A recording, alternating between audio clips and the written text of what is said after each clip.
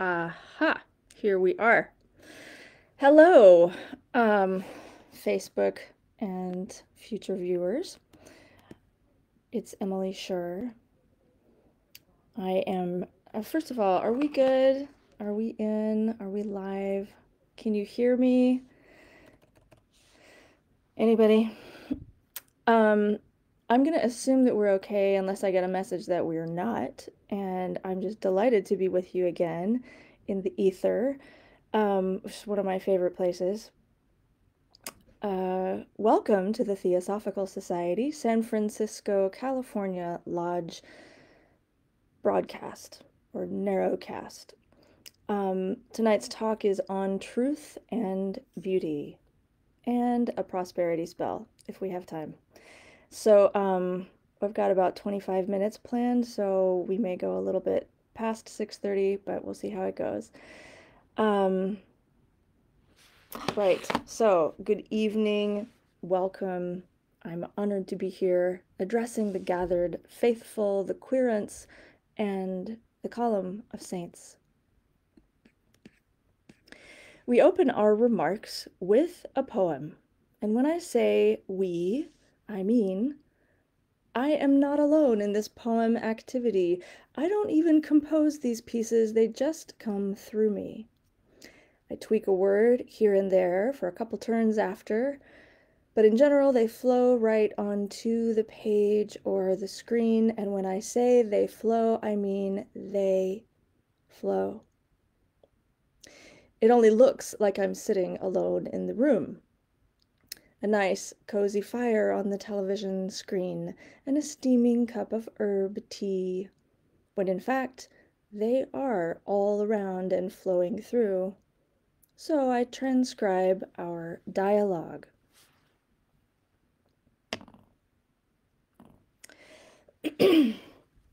True to the pattern of the past 5 or 6 years, this piece came through in the second half of October, effectively introducing what I like to call ancestor season, even though obviously there's no such thing, and no season that is not. So the poem is entitled Truth or Lie. The great, vicious, dividing, diabolical lie of our time is that we're separate.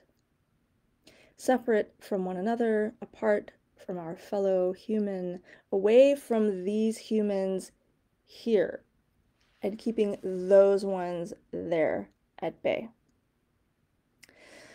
Let the ancestors' timely tides come roaring through like lava, flaming gently as they flow, creeping over across the land, steady laying down new ground.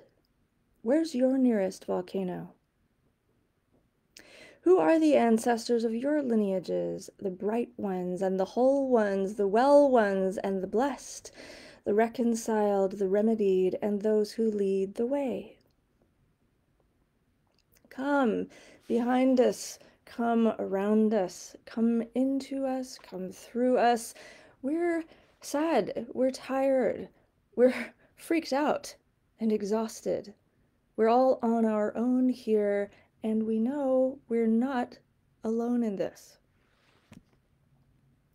They divide us from each other, make us feel or think, you're not myself, when all along the ties that bind us form a web with which to weave, your heartstrings with my own, and mine with his, and his with hers, and theirs with heirs, and theirs to kingdom come, weaving now with queendom come.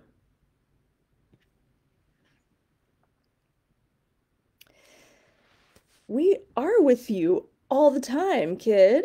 You must never feel alone. Cherished daughter, noble scion, turn your head the ancient ways. When the fire on the TV and the water in the sink start singing and dancing to your lead, well, son, now that's when you know you're finally home. Home, home, home. Home is where the hearth is, and in the fireplace or pit, The dancing ones, flame dancers, the beginnings of small dragons, and sheets of heat pouring upward.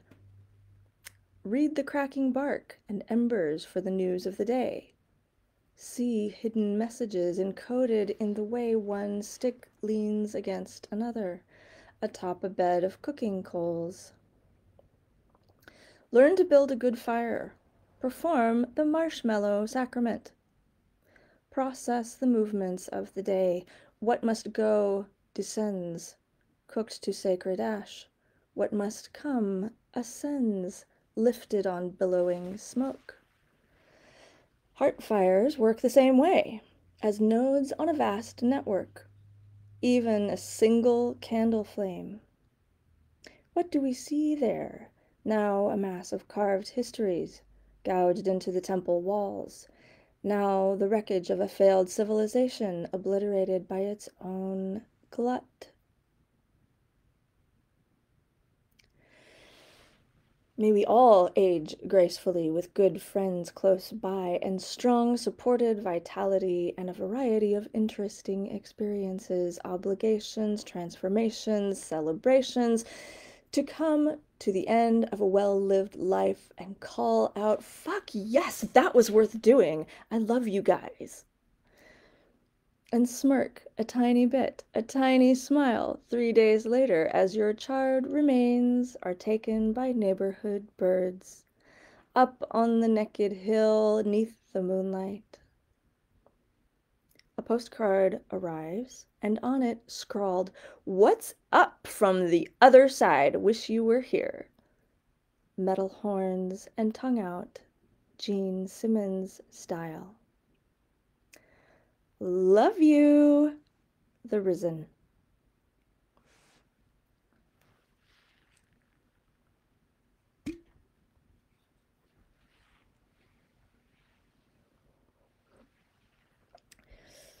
So at this point, I'd like to make an acknowledgement.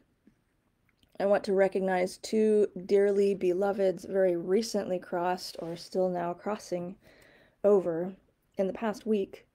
George Bertelstein, beloved founding father and grandfather of the Native American Medicine Church, a major forerunner in the movement to legalize the use of sacred plant medicines. And Antero Ali, who, with his wife Sylvie, created some of the most permanently perception-altering films of the past 20 years, as well as other significant and unique contributions to music, ritual theater, cinema, and occultist nonfiction. Their memory is indeed a blessing, and their impact ripples wide. And now, returning to truth and beauty. First off, I want to orient us all to the 1918 poem by John Keats, Ode on a Grecian Urn, in which, you'll remember, the poet sees the forever deliverance of all human suffering in a charming pastoral scene. Lovers not quite kissing, a garlanded cow, a piper making invisible music forever. The poem ends with the now famous equation uniting aesthetics, semantics, and epistemology. Beauty is truth. Truth, beauty. That is all you need to know. Oh, sorry. I gotta do it again. I don't want to upset Keats. Beauty is truth. Truth, beauty. That is all you know on earth, and all you need to know. Secondly, Tim Wyatt posted an article a week or two ago to the WordPress blog Hermes Risen. I believe it's a close affiliate of the Theosophical Society. His post is entitled When Beauty and Truth Depart. In it, the author laments the near total disappearance of both truth and beauty as guiding principles for a decent and lasting society, and for a life of clarity and meaning.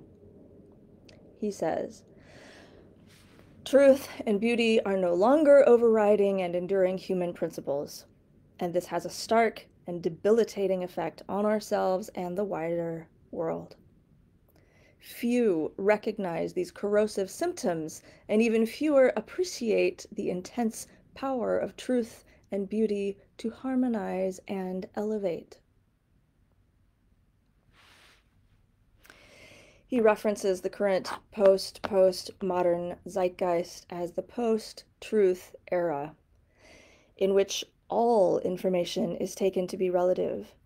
Reality bending is taught in all the best personal transformation programs, highly skilled, dynamic bullshitting, now the world's most impactful performance art.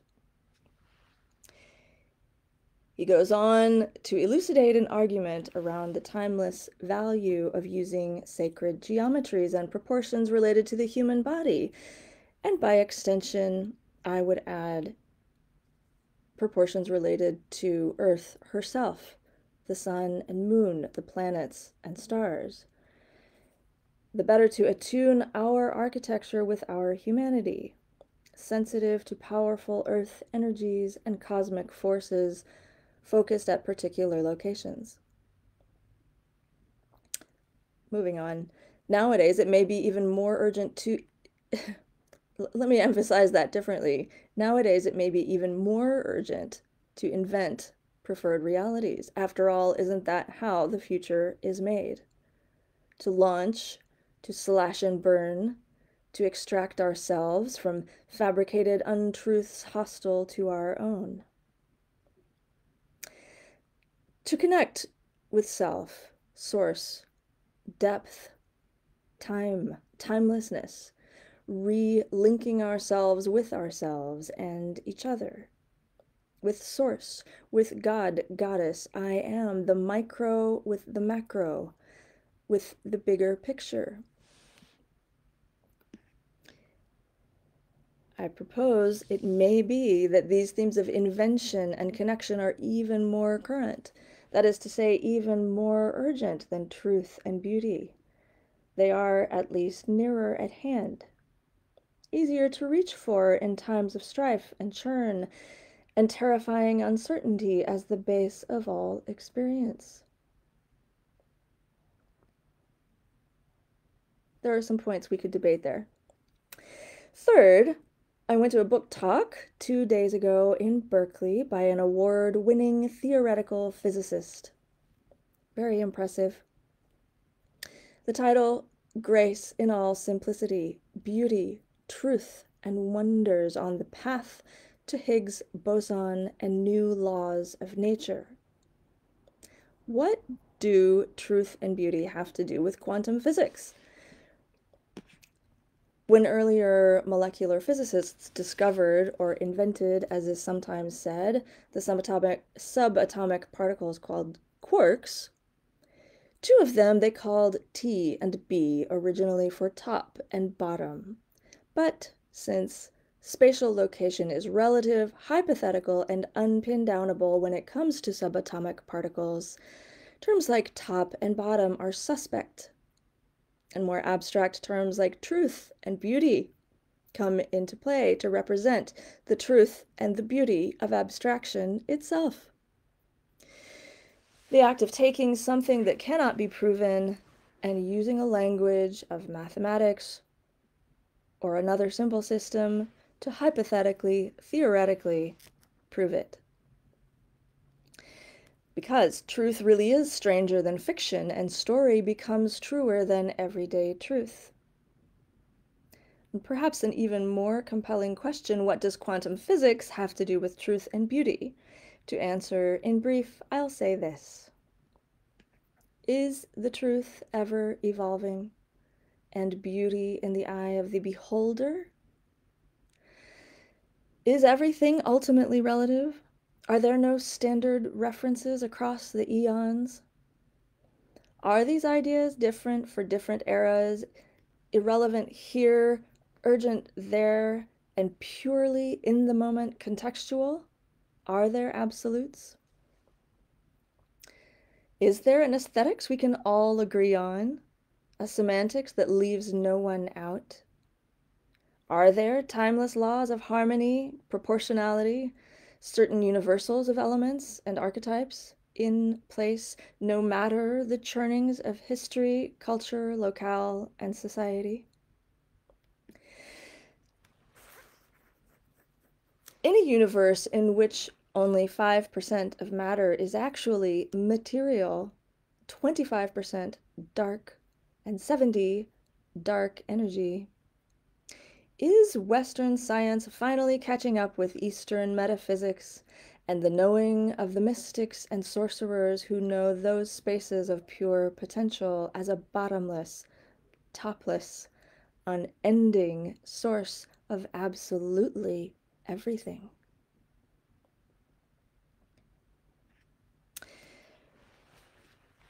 Also, Anne Patchett wrote a memoir about a profound friendship, which she entitled Truth and Beauty. Unfortunately, I haven't read it yet. If you have, please offer your remarks and recommendations. And for the record, friendship is another meaningful candidate for important guiding principles for a sustaining civilization and a meaningful life. So that makes 5. Truth, beauty. Oh, here we go. Hang on a second. Let me orient myself again. Truth, beauty, invention, connection, and friendship.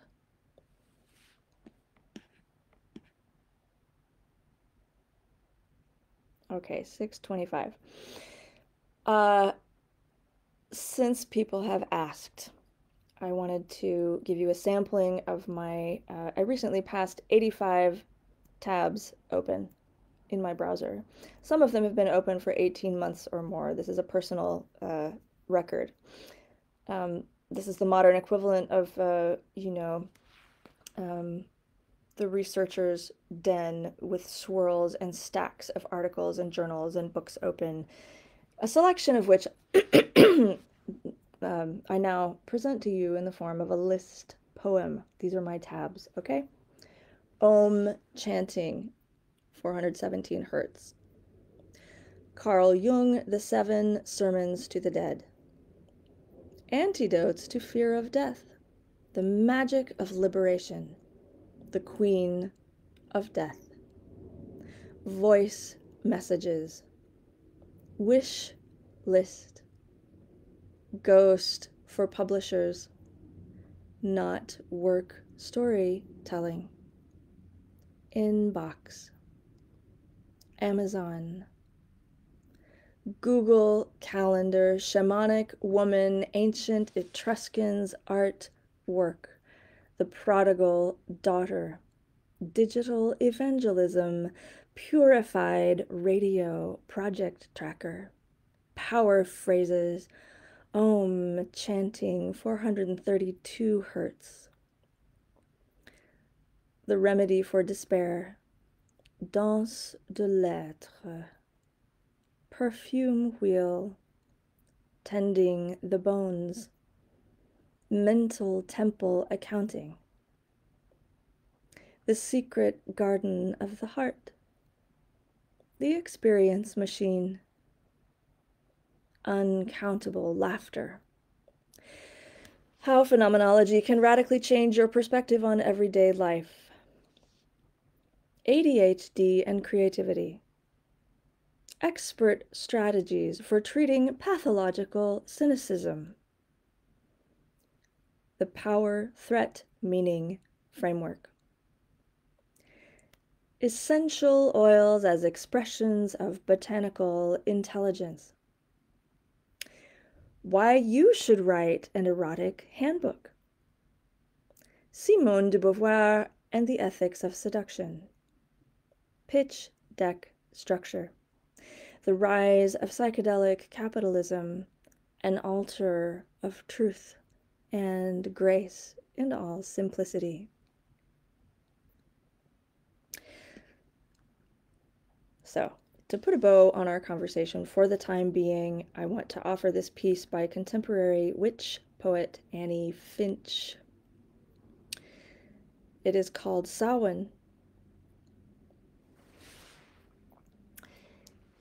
In the season leaves should love, since it gives them leave to move through the wind towards the ground they were watching while they hung.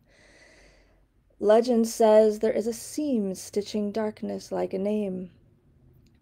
Now, when dying grasses veil earth from the sky in one last pale wave, as autumn dies to bring winter back and then the spring, we who die ourselves can peel back another kind of veil that hangs among us like thick smoke.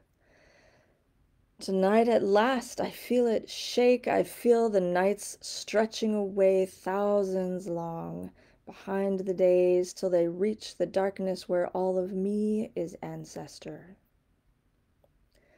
I move my hand and feel a touch move with me. And when I brush my own mind across another, I am with my mother's mother. Sure, as footsteps in my waiting self, I find her, and she brings arms that carry answers for me, intimate, awaiting bounty. Carry me. She leaves this trail through a shutter of the veil and leaves like amber where she stays, a gift for her perpetual gaze. I promised you a prosperity spell for the season. I'll keep it very short indeed. Beet soup. Beet soup, that's right. That's the whole spell. It's beet soup. Message me for details if you need more information. Thank you. Thank you. Thank you. If anything piques your interest, you have questions, you want answers, ping me directly or comment below. Let's have a conversation. Do be decorous. Good night to all.